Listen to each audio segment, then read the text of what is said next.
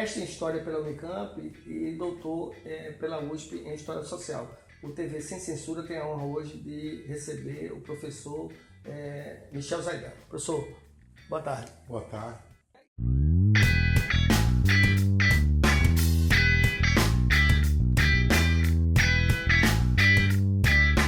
Esquerda e direita ainda são conceitos que podem, né, se moldar hoje numa linguagem atual para se colocar essa distinção entre um campo político e outro? Eu quero lembrar aqui a famosa frase do ex-senador do Amazonas, Jefferson Pérez, uma pessoa muito digna, já de falecido, que dizia que a contradição fundamental da política brasileira hoje é a luta entre o patrimonialismo e o republicanismo. Porque, infelizmente, uma parte da esquerda também se comporta de uma maneira patrimonialista em relação aos bens públicos. A direita não é novidade, a direita já tem uma tradição histórica no Brasil do patrimonialismo, né? Desde o período colonial, passando pela Primeira República e assim por diante. Nós temos uma elite familista, né, no sentido preciso da palavra, que nunca deixou de utilizar os recursos públicos, os bens públicos, em função de interesses particulares, incluindo aí o poder judiciário, não é? O poder legislativo, o poder executivo, tudo o que pode usar em função de suas conveniências, de seus interesses. Agora, a esquerda é que se esperava que tivesse uma atitude mais republicana no que diz respeito à gestão dos bens públicos, né? Para fazer a contraparte em relação a essa tradição patrimonialista da direita.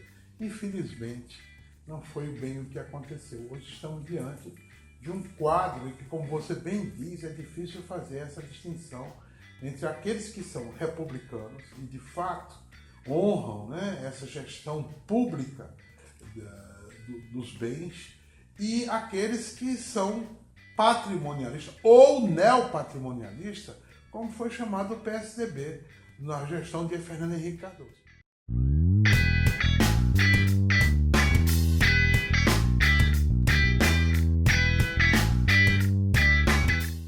Professor, esse patrimonialismo que foi, né, bem estudado pelo sociólogo alemão Max Weber, e onde é que ele se aplica aqui em Pernambuco? A gente tem visto que o senhor tem feito, né, várias críticas, e não é de hoje, né, aos atuais detentores do poder. Pernambuco é um caso sério. Pernambuco é um capítulo muito importante do maior retrocesso político que nós vimos nesses últimos tempos. Pernambuco não merece isso, né? Não merece essa oligarquia que usa os bens públicos em função realmente de interesses privados. Muitos me perguntaram desde a eleição de Eduardo como se poderia definir a forma de gestão do PSB em Pernambuco. Eu disse um misto de um gerencialismo deformado, que não é mesmo a agenda gerencial, e familismo amoral. Por quê? Porque para fora se apresenta uma gestão moderna, uma gestão eficiente, uma gestão por metas, por resultados, por um controle de resultados, mas por dentro é podre, como se costuma dizer, né? Por dentro é realmente familista, não é? É oligárquico, né? É um governo de família, entendeu? E com uns apaniguados, uns acéfalas, né? E que transformaram o Estado de fato em coisa sua, propriedade particular. E ai daqueles que reclamam, ai daqueles que criticam, são tratados com medidas ou administrativas, quando são funcionários, ou criminais.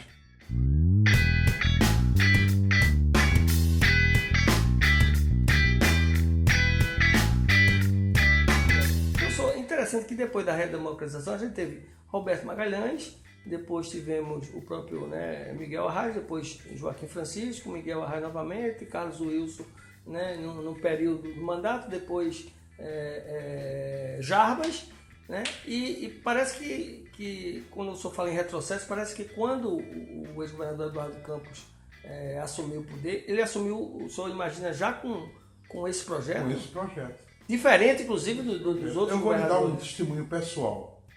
Eu estive muito próximo da montagem desse governo, a pedido do próprio governador. Fui convidado por ele, através de Ricardo Leitão e de um outro, Marcos, que está, primo dele, que está hoje. Marcos Loreto, que está no tribunal. Através deles. Numa época muito difícil. Meu pai estava agonizando no hospital. Eu estava lá com ele. Isso em 2006, quando ele foi eleito? Foi quando foi eleito a primeira vez. Ele criou uma equipe de técnicos respeitados, competentes para... Eles me tiraram do leito lá, né, de bordo, para ir lá discutir com a montagem da equipe de governo num hotel em Nupina. Tem um hotel perto do Cassino Americano Nupina. Eu estive em várias reuniões lá desse hotel Nupina, ele naturalmente estava presente. Toda essa camarilha estava lá. Ninguém sabia o que cada um ia ocupar naquela época. Era Ricardo Leitão, era Danilo Cabral, era Fernando Bezerra Coelho, Evaldo Costa. Evaldo. Todos eles estavam lá. O que não se sabia é o que cada um ia ser. E é engraçado porque tinha uma dúvida grande o que é que ia caber a cada um daqueles ali, né? E depois também fui para uma reunião lá em Olinda, numa pousada, onde eles iam anunciar publicamente aquela equipe dele. Então o senhor participou até antes. E depois ele elegeu-se depois. Na hora, porque neste dia eles promoveram os debates com um assessor contratado de Minas Gerais que tinha ajudado ao governo de Aécio Neves. E Leone, o professor Leone, o fato é o seguinte, esse camarada veio, segundo ele, dar um choque de gestão nessa equipe de secretários de Eduardo Campos. E fez uma exposição exatamente da agenda gerencial do Estado brasileiro. Eu me surpreendi. Que eu disse, eu não acredito que a gente tenha saído de uma eleição combatendo essa agenda, que era Jaba, né? Certo. E agora nós vamos colocar ela em prática. O sujeito se abusou, né? Esse camaradinho, que ele naturalmente pensou que todo mundo ia ficar calado, como de fato ficou, né? Calado e tal. Então o senhor já questionava o tipo de modelo de gestão? Eu disse assim, eu não estou entendendo.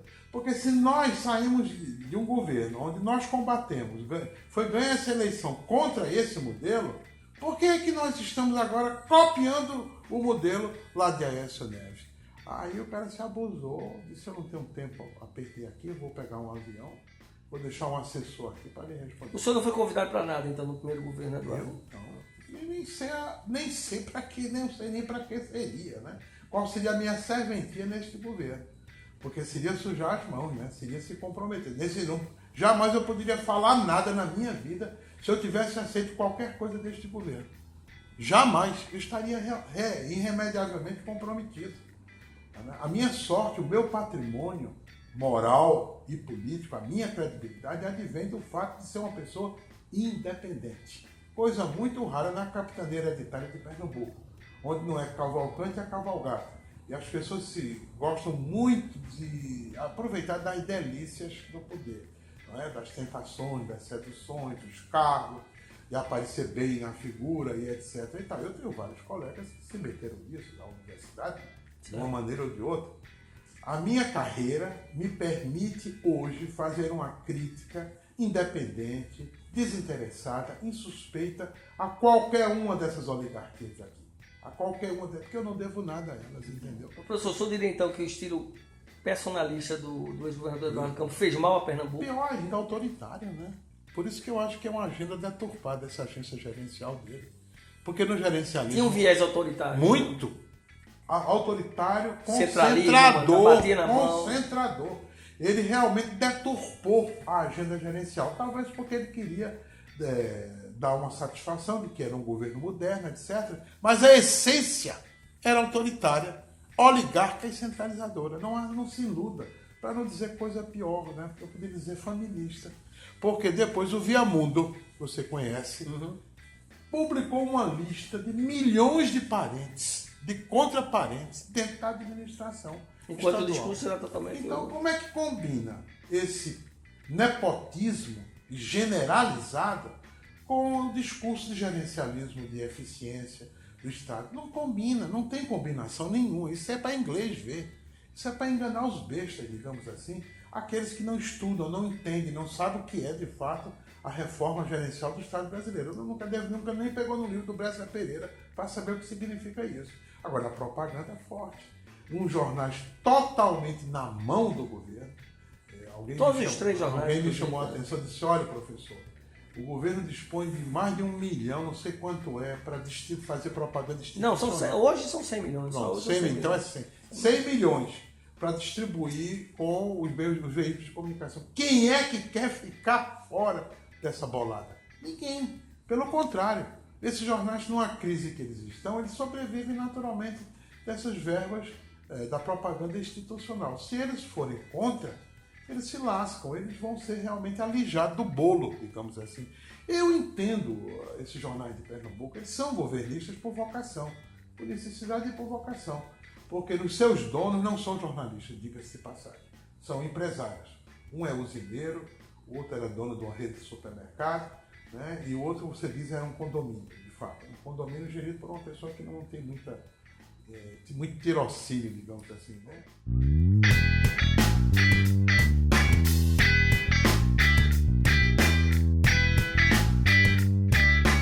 Professor, esse fato agora de um grupo político ter assumido o diário, o senhor também considera um desastre em termos de... Já que o Pernambuco não tinha essa tradição, né? A gente tem isso no Maranhão, na Alagoas, no Paraíba. Eu só posso considerar isso um atentado contra a democracia. Porque nós não temos acesso aos meios de comunicação. Não temos, né?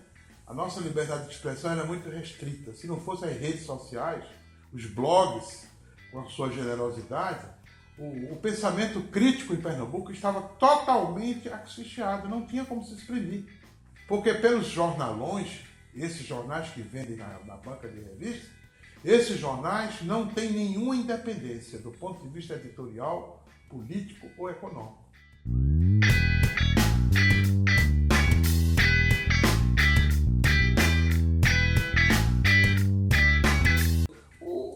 Muita gente diz, o professor Zaidan é muito chato, briga com todo mundo. Com quem o senhor brigou? O senhor brigou com o Jarber, brigou com o Eduardo Campos, brigou com o irmão dele e agora está brigando com o atual governador. O senhor realmente briga com todo mundo? É preciso dizer, de Jarbas tive 2 processos criminais. Um no primeiro mandato, para ficar bem direitinho, né? Um no primeiro e um no segundo mandato. Para ter um em cada mandato, né? Também, 2 mandatos, né? Nos 2 mandatos.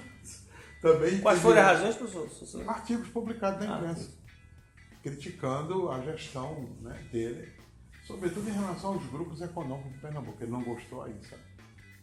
Não sei se ele sentiu alguma coisa, essa relação com os grandes grupos econômicos do Estado.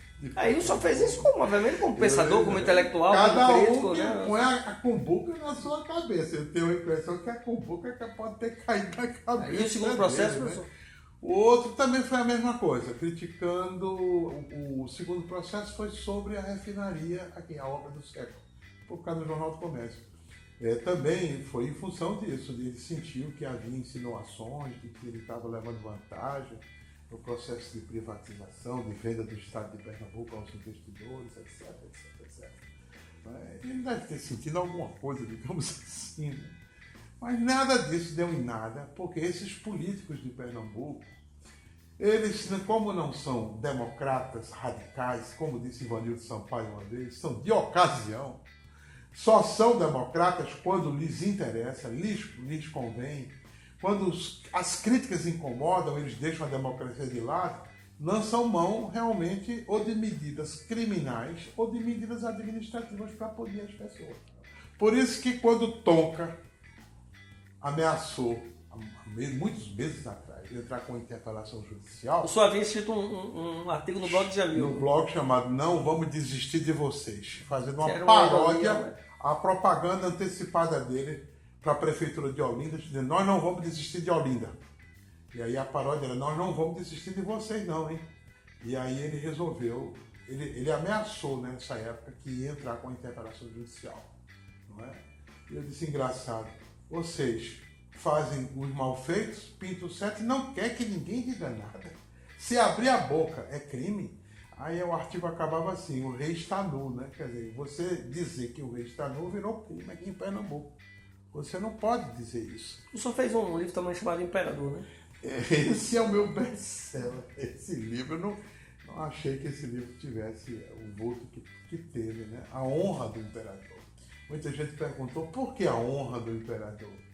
Porque a honra, que é um valor não é, subjetivo, está muito ligado à questão do orgulho, da personalidade da pessoa, a honra foi exatamente o motivo de queixa do governador quando começaram a chamar ele de playboy, de bom vivant, que vivia viajando, não governava o Pernambuco. Governava pelo laptop? Pronto, governava pelo laptop. E ele se zangou e disse, criticando os críticos.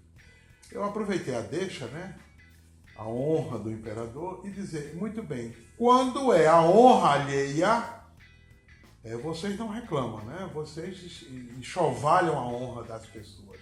Mas reclamam quando as pessoas criticam e vocês acham que a honra de vocês foi imaculada. Eu disse isso por conta de não posso nem dizer essa palavra, que pode pegar mal, mas um sujeito, vamos dizer assim, né? Que dizem que é filho da mordoma da Casa dos Campos, que hoje tem uma prefeitura da região metropolitana. Esse sujeito usou a coluna da Folha de Pernambuco para me atacar a minha honra pessoal. Não foi minhas posições políticas, não. É uma coisa de muito baixo nível mesmo, né?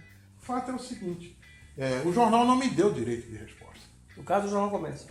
A Folha de Pernambuco. A Folha, não me deu, não. Não me deu, não teve jeito. Que só tinha, obviamente, que é consagrado pela lei, pela Constituição. Sim, o direito de resposta é um princípio básico no jornalismo. E a alegação era porque eu era adversário do governador. E daí?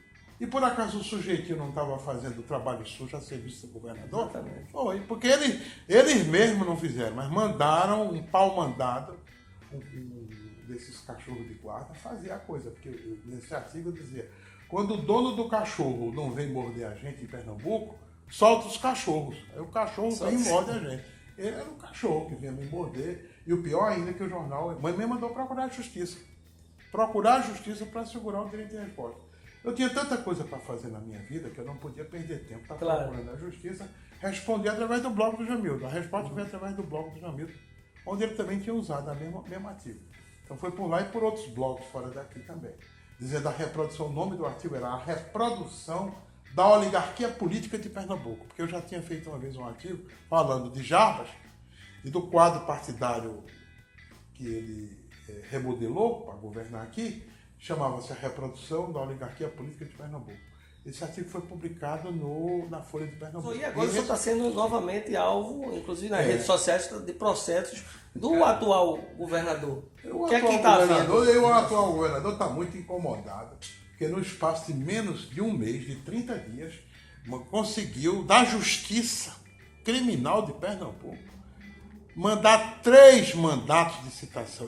Nenhum cidadão brasileiro ou pernambucano consegue, no espaço de um mês. Ela é célere com os poderosos, né, professor? No mesmo dia, 2. No mesmo dia, 2. Um de manhã e um de noite. O senhor respondeu perguntando se o governador não tinha o que fazer. Eu disse assim, Vossa Senhoria, acho que vai resolver os problemas do Estado de Pernambuco me processando ou mandando os oficiais de justiça me procurar. O senhor procure o que fazer. Acho que a população está aguardando providências e medidas administrativas e tal para resolver as questões do Estado. Não adianta ficar mandando oficial de justiça atrás de mim, porque eles têm muito o que fazer, eles devem ter muito mandado de citação e não tem tempo. Se eles ficarem só a seu serviço, eles não vão fazer o seu papel. Muita gente vai se sentir prejudicada na Justiça de Pernambuco. Professor Zaidan, o senhor teme ser preso? Eu já fui preso durante o regime militar. Passei 30 dias na Polícia Federal respondendo a inquérito por conta da greve da Universidade de Brasília. Eu não tenho medo de nada. E sabe por quê? Porque eu não cometi nenhum crime. Eu não tenho crime nenhum cometido.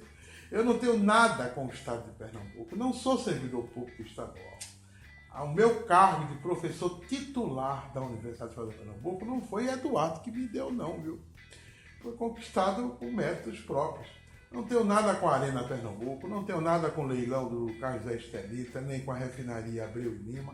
Eu não tenho nada a temer, de forma que eu jamais arredarei o pé de fazer essas críticas à má gestão do governo de Pernambuco. Ele que convoque todos os oficiais de justiça e os juízes das varas criminais para mandar mandato de citação para mim. Eu não vou deixar de fazer críticas, não vou, é da minha natureza. Há um grande problema da administração pública no Brasil, que ela não é uma administração burocrática, racional, legal, como diz Max Weber. ela é uma administração patrimonialista e totalmente subordinada à vontade do gestor. Eu nunca vi isso, então nós estamos na época da colônia, talvez. Ou aquela história, aos amigos todos, aos inimigos, a lei.